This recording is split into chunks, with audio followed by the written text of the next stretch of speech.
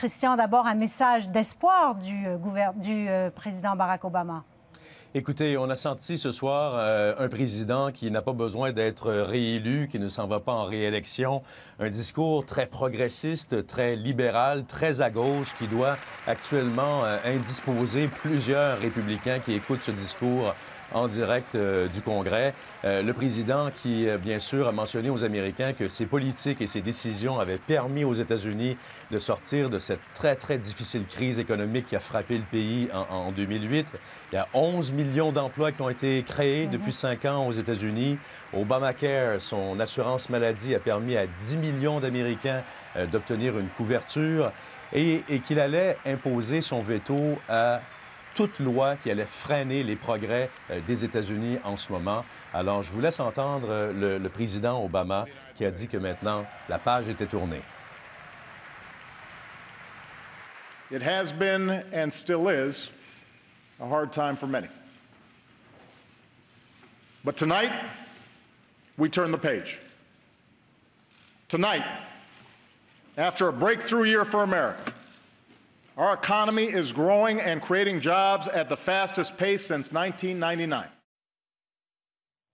Christian, un discours, vous le disiez, très progressiste, très à gauche. On sent aussi qu'il met le Congrès au défi. Il a parlé de son veto, en fait. Il allait l'utiliser si on essayait de le freiner dans ces réformes-là.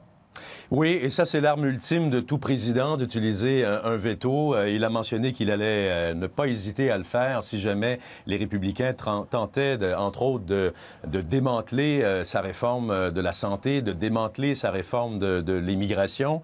Bon, il a proposé toute une série de mesures. C'est plutôt rare qu'on entend parler de garderie lors d'un discours de l'État de l'Union. Ouais, de congé de maladie, de congé de maladie, de salaire minimum. De salaire minimum, effectivement. Il a mentionné qu'il allait octroyer des déductions d'impôts de 3 000 $ par enfant pour permettre justement aux Américains moyens d'envoyer leurs enfants à la garderie. Il a mentionné qu'il y avait 43 millions d'Américains en ce moment qui n'avaient pas de congé de maladie garanti par leur entreprise. Il entend remédier à ça. Il a parlé d'égalité de salaire entre hommes et femmes. Et il a aussi parlé du salaire minimum. On sait que c'est un combat que mène Barack Obama depuis maintenant quelques mois. Il veut augmenter le salaire minimum à 10,10 $ pour l'ensemble des Américains. Et il a mis le défi, il a mis le Congrès au défi, les républicains particulièrement, de tenter de faire vivre une famille avec 15 000 $ par année. Je vous laisse entendre, écouter le président des États-Unis. Everyone in this Congress who still refuses to raise the minimum wage, I say this. If you truly believe you could work full-time and support a family on less than $15,000 a year, try it.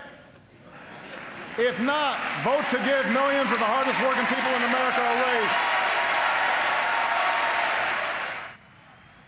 Oui, le président qui a été applaudi à de nombreuses reprises par les démocrates, bien sûr. Et évidemment, il n'a pas pu éviter tout le projet de Keystone XL, tout ce débat qu'il y a aux États-Unis sur ce pipeline.